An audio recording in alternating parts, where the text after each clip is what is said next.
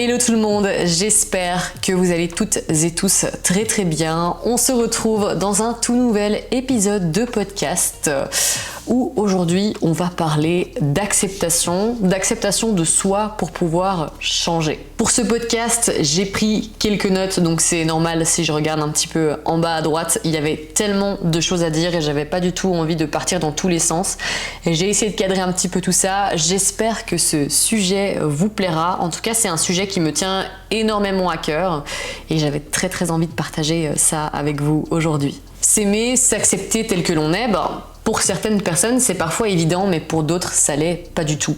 Et moi, personnellement, ça a été mon cas. J'ai eu énormément de mal à m'accepter. C'est aussi ce qui m'a inspiré justement ce sujet de vidéo. On va voir aujourd'hui comment notre éducation, les normes sociales, les réseaux sociaux ou encore les expériences personnelles peuvent avoir justement un impact sur la manière que l'on a de s'apprécier en tant que personne, mais aussi d'acceptation de notre physique. Apprendre à s'accepter, c'est un processus qui prend énormément de temps et qui demande beaucoup de bienveillance envers soi-même. Je pense que apprécier son corps comme si c'était un ami, comprendre que c'est le seul endroit où on va passer toute notre vie, c'est vraiment important pour sortir de cet engrenage. Ton corps, votre corps, c'est pas un ennemi. Lorsque l'on veut se changer physiquement et que c'est motivé par la peur ou une forme de désamour, c'est comme si on se met en opposition à simplement ce pourquoi on a été conçu. Je vous donne un exemple tout bête, mais si vous aimez pas vos hanches parce qu'elles sont trop larges, vous n'allez pas pouvoir les modifier parce que génétiquement, morphologiquement, vous êtes conçu comme ça. Il y a cette phrase qui dit qu'il faut déjà s'apprécier tel que l'on est, apprécier ce que l'on a pour pouvoir faire quelque chose de mieux ou obtenir quelque chose de mieux. Le problème que l'on rencontre aujourd'hui dans notre société, c'est ces fameuses normes sociétales justement où il faut être comme ci, comme ça pour correspondre à certains standards et être accepté. Un conseil qui m'a aidé, ça peut paraître hyper bête dit comme ça, mais c'est de me détacher justement de ces normes irréalistes que l'on voit sur Instagram, sur les réseaux sociaux ou partout ailleurs, de vraiment apprendre à me détacher de ça. Il faut se dire que ce qu'on voit dans les journaux, ce qu'on voit sur Instagram, TikTok, qu'importe, très souvent c'est filtré, c'est modifié, il y a très certainement bien souvent de la chirurgie qui est passée par là et en fait c'est juste des résultats qui naturellement sont pas possibles à atteindre. Essayez vraiment de prendre du recul par rapport à tout ça et de sélectionner aussi ce que vous allez regarder, le contenu que vous allez consommer sur les réseaux sociaux. Vous me ferez pas dire le contraire, je fais partie uniquement de ces personnes qui malheureusement perdent leur temps et scrollent sur les réseaux sociaux quotidiennement et à force de voir certaines choses tout le temps, on continue, on finit par croire que c'est la réalité, la norme. À l'époque où je faisais des compétitions en bikini, le contenu que je suivais justement était axé autour de ça et j'avais l'impression que en sortant dans la rue, tout le monde était comme moi, tout le monde faisait de la compétition, tout le monde était sec, dessiné, musclé, athlétique, alors qu'en réalité, c'était juste dans ma tête que ça se passait comme ça. On peut améliorer son apparence physique, il n'y a vraiment aucun mal à ça. Faut juste prendre conscience que nos différences, ce qu'on considère parfois comme des défauts, c'est aussi ce qui fait notre singularité et qui nous rend uniques. Il y a des choses qu'on ne peut pas changer malgré toute la bonne volonté du monde. Si vous avez un nez crochu, si vous n'avez pas de poitrine, ça va être difficile de travailler en fait pour pouvoir en avoir et je comprends à 100% que certaines personnes se lancent et osent passer le cap de la chirurgie. Encore une fois, moi je ne vois aucun problème à utiliser ces modes de fonctionnement là pour s'améliorer, pour s'embellir. J'ai refait ma poitrine il y a quelques années et ça c'était à l'époque où je faisais de la compétition et où j'étais très sèche. Et à ce moment-là, j'ai ressenti le besoin de le faire parce que pour moi c'était une manière de me sentir plus féminine. C'est une décision que j'ai pas pris à la légère et que j'ai vraiment pris du temps à mûrement réfléchir. Avec du recul et de la maturité, je pense qu'aujourd'hui, je serais complètement capable de vivre sans cet artifice. D'ailleurs, c'est assez paradoxal ce que je vais vous dire là, mais pour certains, vous pourrez penser que c'est un caprice, mais pour moi, le fait de pas avoir de poitrine, c'est pas vraiment quelque chose qui me faisait souffrir à l'époque, mais j'avais envie de le faire pour sublimer mon corps. Je l'ai pas fait parce que je me détestais, parce que concrètement parlant, je pense que si on s'aime pas avant et qu'on compte que là-dessus pour s'aimer, ça fonctionne pas. C'est comme un exemple très courant, l'argent. Donc certes, ça peut contribuer d'une certaine manière au bonheur parce que ça reste un vecteur de liberté incroyable, mais si fondamentalement parlant, au fond de vous, vous êtes malheureux, ça ne réglera pas tous vos problèmes. Et je le répète, c'est pas mal d'avoir envie de changer son corps, perdre du poids, se lancer un challenge, un défi, qu'importe, même faire de la chirurgie pour que votre corps justement il vous corresponde plus. Vouloir changer des choses sur son physique, que ce soit en changeant de couleur de cheveux, en se maquillant, en ayant recours à de la médecine esthétique ou même de la chirurgie, perdre du poids, ça ne signifie pas que l'on ne s'accepte pas. Ça serait un petit peu comme reprocher à quelqu'un de bien s'habiller ou de mettre de la belle lingerie, alors que pour moi, il y a vraiment ce truc de je me sublime pour me correspondre encore un peu plus. Le plus important, je pense, quand même, derrière tout ça, c'est votre ressenti. Est-ce que vous le faites pour cacher, masquer quelque chose parce que vous ne vous aimez pas, ou est-ce qu'au contraire, c'est parce que vous vous appréciez et que vous avez envie de mettre en valeur encore plus? Il n'y a aucun mal, et ça, de nouveau, c'est un peu une croyance, mais il n'y a aucun mal à se trouver beau, belle et à être fier de soi. Je dirais même que c'est hyper important et que ça contribue justement largement au fait d'avoir confiance en soi. C'est normal de ne pas aimer toutes les parties de son corps de manière égale. Je pense que je préfère largement mon ventre à mes pieds et peut-être que certains diront que c'est pas comparable, mais pour moi oui ça l'est dans le sens où toutes ces parties là c'est des parties qui font partie de notre corps. Ça fait beaucoup de fois le mot partie, mais d'ailleurs petite parenthèse assez rigolote, depuis que j'ai commencé la course à pied, c'est vrai que je me surprends justement à prendre soin de mes pieds parce que je comprends à quel point ils sont importants en fait dans cette pratique sportive là, chose que je faisais pas du tout avant, mais c'est vrai que en vieillissant avec l'âge on se rend compte que notre corps subit les conséquences du vieillissement et moi j'ai envie vraiment d'aller vers ce bien vieillir, cette longévité. Donc c'est tout bête, mais le fait de prendre soin de ses pieds, de mettre de la crème dessus, c'est quelque chose que je ne faisais pas, mais j'ai décidé de m'occuper de toutes les parties de mon corps de manière complètement égale et de ne pas en laisser à l'abandon. C'est comme si vous ne vous brossez pas les dents pendant des semaines et des mois, au bout d'un moment, il faudra peut-être pas vous étonner si vous commencez à avoir les dents noires et à les perdre. Parenthèse sur mes pieds fermés, je le répète encore une fois, c'est absolument pas mal d'avoir envie de changer quelque chose sur votre physique. C'est absolument pas en opposition avec le fait de s'accepter. L'acceptation, ça peut paraître hyper cucu, hyper cliché, hyper bateau de dire ça comme ça, mais ça passe avant tout par l'amour de soi. Au plus vous allez vous aimer, au plus vous allez avoir envie de vous chérir et de prendre soin de vous. C'est un peu pareil avec les gens qu'on aime autour de soi, on a envie de prendre soin d'eux, on devrait être capable de faire pareil sur soi-même. Mais comment on peut travailler sur soi si on se rejette en permanence ? Essayez de visualiser ça, comment vous voulez travailler sur vous si en fait vous faites tout le temps ça avec vous. Vous n'êtes pas présent, vous n'êtes pas là dans l'instant T, donc c'est quasiment impossible. Je parle très souvent de mettre de la conscience sur ce qui ne va pas pour pouvoir travailler dessus parce que, encore une fois, s'il n'y a pas de problème, on ne travaille pas sur la cause. Quand on s'aime, on ne se maltraite pas. Et quand je parle de maltraitance, c'est vraiment des sujets que j'aborde énormément dans mes podcasts parce que personnellement, je me suis énormément maltraitée avec des régimes, avec du sport quand j'étais plus jeune, les compétitions. En fait, j'ai fait beaucoup de choses à outrance dans le but de me changer et je peux vous assurer que j'ai pas du tout eu le résultat escompté. L'estime de soi, c'est vraiment quelque chose qui se développe. Plus on a d'estime de soi, plus on va penser qu'on mérite de prendre soin de soi, de se chérir et même, pourquoi pas, de perdre du poids.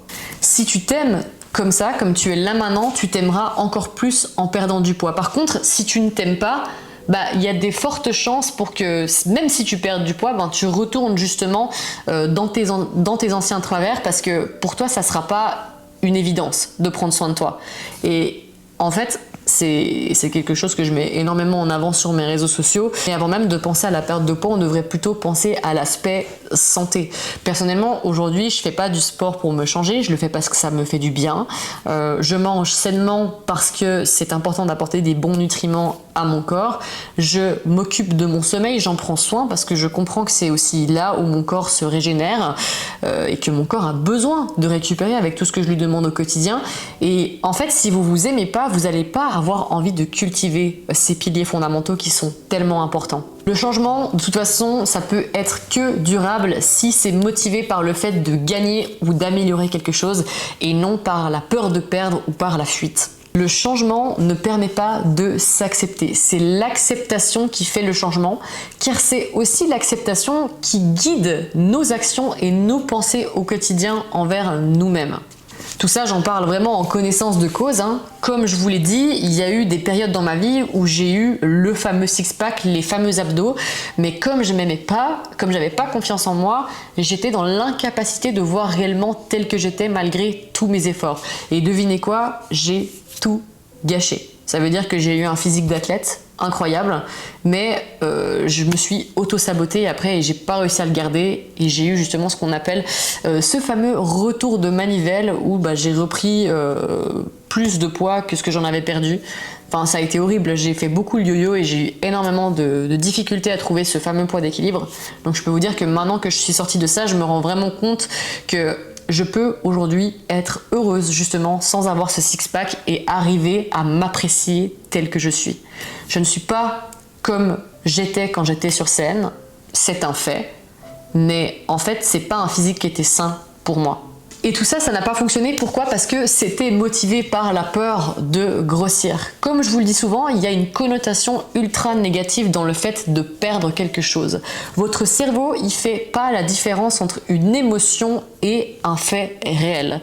Donc, comme pour moi, si vous étiez maigre, parce que clairement qu'on se le dise, c'était le cas, mais que votre cerveau, lui, se sent gros, a peur de grossir, ça veut dire que tout ce que je vais entretenir dans mon écosystème, que ce soit ma manière de m'alimenter, ma manière de faire du sport, tout ça sera orienté autour de cette peur de grossir. Et ça sera juste impossible de changer et de s'accepter parce que c'est pas motivé par le gain ou l'amélioration. Au lieu de se concentrer sur le fait de perdre du poids, il vaudrait mieux se concentrer sur le fait d'arrêter d'avoir peur d'en prendre. Renormaliser son rapport à l'alimentation, sa manière de faire du sport, tout ce qu'on entretient en fait autour de cette fameuse peur de prendre du poids, c'est ça la source et c'est ça qui va être plus important et c'est ça aussi qui est ultra difficile parce qu'on se sert de choses complètement normales comme le fait de s'alimenter, le fait d'aller aux toilettes, le fait de se dépenser, on l'utilise justement contre nous et pas pour nous. Aujourd'hui, j'ai vraiment cette vision où pour moi le changement c'est pas forcément lié à quelque chose que l'on déteste mais plutôt dans le fait d'avoir envie d'embellir quelque chose, de le voir grandir, de le voir évoluer. Changer son regard sur soi, je le répète encore une fois, mais c'est super important. Il faut vraiment apprendre à vous voir comme un ami et non comme un ennemi. Parce que l'ennemi, vous allez le maltraiter en permanence. Moins on s'aime, plus on se maltraite, que ce soit physiquement, en ne prenant pas soin de soi, en baissant les bras, en se rabaissant, en étant fataliste. Moins on s'aime, plus notre discours intérieur, il est négatif et méprisant. À l'inverse, plus on se traite comme un ami, plus on est gentil avec soi et plus potentiellement ça change. Plus le regard qu'on va porter sur soi s'améliore, plus le corps lâche prise et se sent en sécurité. Il y a un exercice qui fonctionne plutôt bien, c'est que à chaque fois que j'ai envie de pas être sympa avec moi ou de me parler mal, je me visualise moi quand j'avais 4 ans. Mon enfant intérieur en fait et je me demande simplement est-ce que si j'avais mon moi petit devant moi j'aurais envie de lui parler comme ça? Est-ce que en fait j'aurais pas plutôt envie de l'encourager et de le valoriser dans ce qu'il fait au lieu de le descendre et de le rabaisser? Et cet exemple là il fonctionne encore mieux si vous êtes parent. Vous prenez vos enfants devant vous, est-ce que vous auriez envie de leur parler comme ça? Et si vous le faites, est-ce que vous n'êtes pas simplement en fait en train de transgresser certaines peurs qui vous appartiennent et qui leur appartiennent pas au final? Un paramètre super important que j'ai envie d'aborder du coup ici, c'est l'influence de l'éducation de nos parents sur nous pendant l'enfance. Quand j'étais petite, ma maman, elle m'a toujours valorisée, elle a toujours pris soin de moi, mais c'est vrai qu'elle avait tendance à faire un truc qui a déteint sur moi avec le temps. Elle se dénigrait en permanence, que ça soit sur ses compétences ou son physique. Et malheureusement, même si ça ne m'était pas directement adressé, j'ai commencé à répéter ces phrases, mais envers moi-même. Ça a duré 24 ans avant que je me rende compte que ça m'appartient pas. Je suis nulle, je suis grosse, je suis pas capable, j'arrive à rien. Toutes ces phrases, je les ai chassées de ma vie. Parce qu'en fait, je construisais ma réalité autour de ça. Je n'ai pas d'enfant, mais en tant qu'enfant de parents, je peux vous dire que le discours que vous entretenez sur vos enfants, ça va déteindre sur eux parce que, en fait, simplement pour eux, vous êtes leur modèle. Les premières années de votre vie, c'est les années sur lesquelles on se construit et c'est aussi celles qui vont définir nos croyances et nos ancrages les plus profonds. Plus le temps va passer, plus vous allez les cultiver et plus ça sera difficile de se détacher de ça ou de voir la vie sous un autre prisme. C'est pas impossible, mais plus le temps passe, encore une fois, plus ça va être difficile de briser ses croyances et ses ancrages. D'ailleurs, au même titre que mal parler de soi, grandir dans un environnement où l'on valorise extrêmement l'apparence physique peut également créer une grande pression chez votre enfant. Je pense qu'on a toutes et toutes déjà vécu ça, mais que ce soit nos professeurs, nos potes d'école, nos parents, nos proches, qui nous ont un jour fait une réflexion sur notre physique et qui malheureusement aujourd'hui restent indélébiles. Il y a des phrases comme ça, on nous les a dites il y a quelques années en arrière et pourtant elles résonnent toujours aussi fort au fond de nous. On est capable de les répéter à la perfection et de se dire « Ah ouais, quand j'avais 10 ans, on m'a dit que j'étais trop grosse. Quand j'avais 10 ans, on m'a dit que mon nez était moche. » Et ça, c'est des choses qui résonnent quotidiennement au fond de nous sans qu'on ne s'en rende compte. Dans le livre des 5 niveaux d'attachement de Don Miguel Ruiz, il dit une phrase que je trouve très juste, c'est que les phrases sont comme des sorts que l'on nous jette. J'avais déjà illustré un exemple dans une ancienne vidéo, mais j'ai eu un jour une cliente en coaching qui m'a confié que sa maman lui avait dit qu'elle était aussi utile que le cadre photo accroché contre le mur.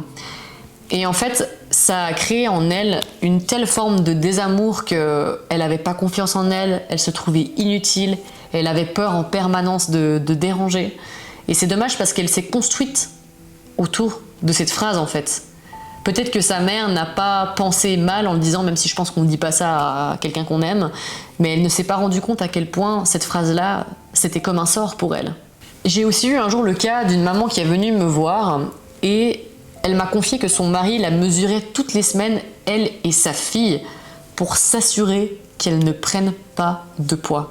Et depuis ce jour-là, toutes les deux, elles ont développé justement une peur énorme de prendre du poids et de grossir. Et ce qu'il faut se dire, le pire, c'est qu'à la base, tout ça, ça leur appartenait pas. Ça a été transgressé par le biais de quelqu'un d'autre. Dit de la bouche de quelqu'un d'externe, quand on n'a pas confiance en soi, qu'on n'est pas construit, qu'on s'aime pas, malheureusement, ça a bien souvent plus d'impact que ce que l'on pense. Et aujourd'hui, comme je le dis, la peur du regard des autres, c'est encore plus amplifié par les réseaux sociaux, où on a ce besoin de validation au travers des likes, des commentaires. Et ça peut vraiment, quand on se compare, renforcer justement le sentiment de ne pas être à la hauteur, de ne pas être assez bien. Cette fameuse peur du jugement, ça nous pousse à nous suranalyser et à regarder tous nos moindres défauts. On les accentue et on n'est focalisé que sur ce que l'on n'aime pas chez nous. Et je trouve que ce phénomène-là, il est encore plus présent chez les femmes, notamment avec le postpartum, la prise, la perte de poids ou encore le vieillissement. On a l'impression que, en fait, pour être aimé et être accepté, il faut tout le temps être au top du top. Si on ne correspond pas aux standards, qu'on est trop comme ci, trop comme ça, on ne sera pas accepté. Dans mon dernier podcast, arrêtez de compter ses calories pour perdre du poids, j'ai vraiment envie de valoriser le fait d'écouter son corps. Moins vous vous écoutez, plus vous êtes déconnecté de vous-même et de vos réels besoins. Je vous invite aussi à écouter le podcast sur la dysmorphophobie qui viendra compléter cette vidéo. C'est le fait de ne pas réussir à se voir réellement tel que l'on est et de faire une fixette sur certains défauts, de les exacerber au point de se pourrir la vie. En résumé, pour apprendre à s'accepter, c'est important d'apprendre à changer le regard que l'on porte sur soi. Pensez à cette histoire de l'enfant intérieur quand vous avez envie de mal vous parler. Est-ce que vous parleriez comme ça à votre vous petit ou à vos enfants ? Prendre du temps pour soi aussi, que ce soit un massage, une marche dans la nature, une séance shopping, qu'importe. Faites-vous des cadeaux ponctuels et surtout, je ne le répéterai jamais assez, mais cultivez vos 3 piliers fondamentaux, le sport, la nutrition et la récupération.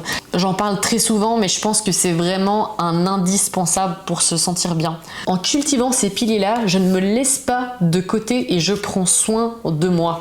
Et je prends conscience aussi que je fais du mieux que je peux et que si mon corps il est comme ça dans l'instant T, c'est que c'est en corrélation avec les actions que j'entretiens quotidiennement, que ce soit au niveau du système de pensée ou les actions physiques. Libérez-vous des normes irréalistes que vous voyez sur les réseaux sociaux autour de vous. Ne vous comparez pas à l'incomparable. Nous sommes tous différents. Donc vraiment, sélectionnez ce contenu, ce avec quoi vous nourrissez votre cerveau quotidiennement. Je pense que ça a vraiment son importance. Encore une fois, on y est confronté quotidiennement à ces réseaux sociaux et ça peut très très vite nous matrixer le cerveau. Et pour terminer, apprenez à vous valoriser. Et ça passe par changer ce discours intérieur, même si c'est ultra compliqué, ultra difficile. Je vous le dis très souvent, prenez un papier, un crayon et prenez le temps d'analyser un petit peu ces pensées, celles qui reviennent constamment et de se dire mais en fait, toute la journée je me dis que je suis nulle et c'est pas en me disant que je suis nulle que je vais devenir meilleure. Juste d'en prendre conscience pour pouvoir travailler dessus et qui sait, faire l'inverse. Pour obtenir un résultat que tu n'as jamais eu, tu dois faire des choses que tu n'as jamais faites. Et si faire du sport, compter tes calories, passer ton temps à tout surveiller, à regarder combien de litres d'eau tu bois, à compter sur des compléments alimentaires pour te sentir bien, si ça fonctionne pas et que ça fait que des années que tu fais ça, c'est peut-être que tu fais fausse route. Accepter que le fait d'apprendre à s'aimer, le fait d'apprendre à s'accepter et à se voir du bon œil, c'est un chemin qui prend du temps. C'est le chemin de toute une vie peut-être. J'espère de tout mon cœur que cette vidéo vous aura plu. N'hésitez pas encore une fois à me dire en commentaire ce que vous en avez pensé, si ça vous a parlé. À pourquoi pas me mettre un petit like et partager cette vidéo, ça soutient énormément mon travail. Et on se dit à la prochaine dans un tout prochain podcast ou une toute prochaine vidéo. Bye bye.